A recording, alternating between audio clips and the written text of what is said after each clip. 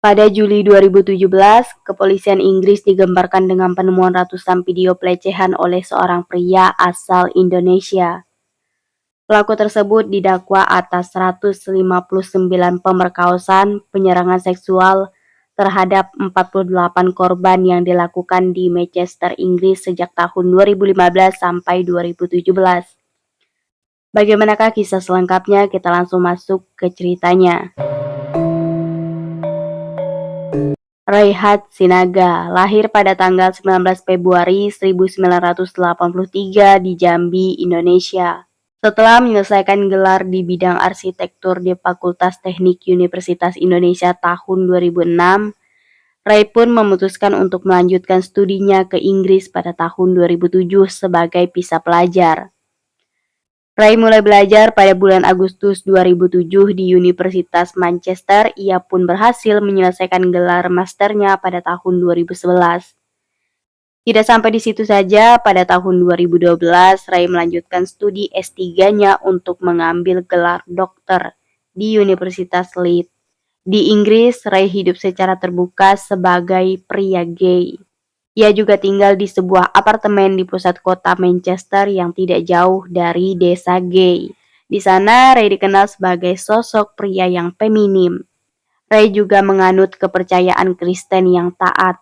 Walaupun demikian, Ray juga dikenal memiliki banyak pacar, sehingga Ray sering membagikan foto mesra dirinya ke beberapa teman yang ada di Manchester sana.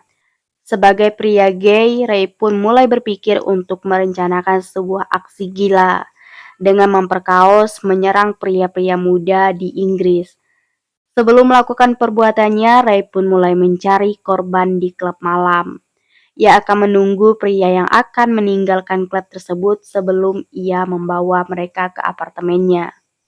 Ia juga sering menawarkan minuman ke sang korban yang sudah dicampur obat bius atau GHB. Jadi GHB ini memang sering digunakan pria gay untuk meningkatkan pengalaman mereka atas dasar suka sama suka.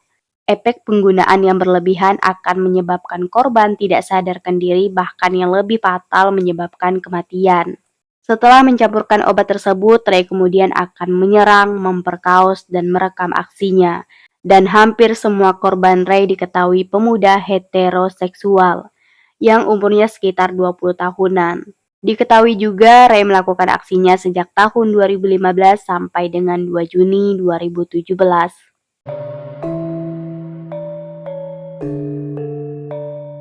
Pada bulan Juni 2017, korban terakhirnya adalah seorang pemain rugby yang berusia 18 tahun.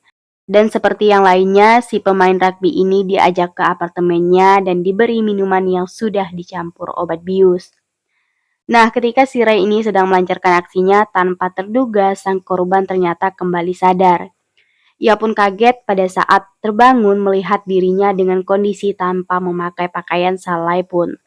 Sang korban pun akhirnya berdiri dan menelpon polisi. Ia juga sempat memukul Ray dengan sangat keras, hingga Ray mengalami pendarahan di wajahnya. Ray juga sempat dilarikan ke rumah sakit terdekat. Awalnya polisi menangkap pemain rugby ini karena dicurigai melakukan penganiayaan berat kepada si Ray ini. Namun ternyata setelah diselidiki lagi, polisi menemukan lebih dari 3 terabyte bukti video digital penyerangan pemerkosaan dari handphonenya Ray. Ray pada saat itu mengaku tidak bersalah atas semua tuduhan yang ditunjukkan kepadanya. Ia mengklaim bahwa pertemuan tersebut dilakukan atas dasar suka sama suka.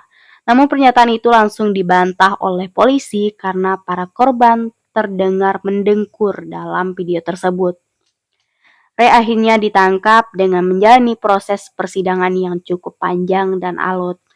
Mulai dari sidang pertama pada tanggal 7 Juni sampai 10 Juli 2018 yang melibatkan 13 korban. Sidang kedua 1 April hingga 7 Mei 2019 dengan 12 korban. Sidang ketiga 16 September hingga 4 Oktober 2019 dengan 10 korban. Dan sidang terakhir di Desember 2019 dengan 13 korban. Total ada 48 korban yang teridentifikasi, namun polisi meyakini setidaknya ada 206 korban yang telah diperkaos saat si korban tidak sadarkan diri.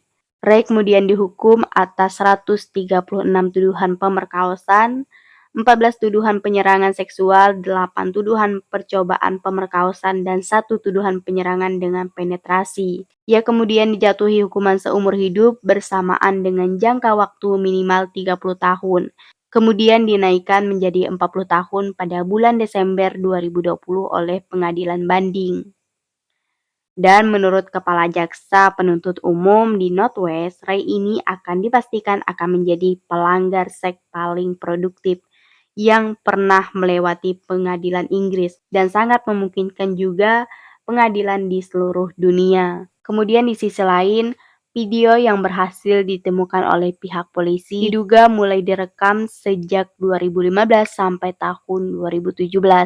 Dan menurut pengadilan Manchester, korban si Ray ini berusia antara 18 tahun sampai 36 tahun. Hingga di persidangan terakhir, kejahatan Ray akhirnya dipublikasikan ke publik untuk pertama kalinya. Polisi juga sempat membuat hotline dengan harapan puluhan korban baru dapat melapor atas tindakan Ray. Begitulah kisah dari Ray Hatsinaga. Semoga kita dapat mengambil pelajaran dari kasus ini dan sampai jumpa di video selanjutnya.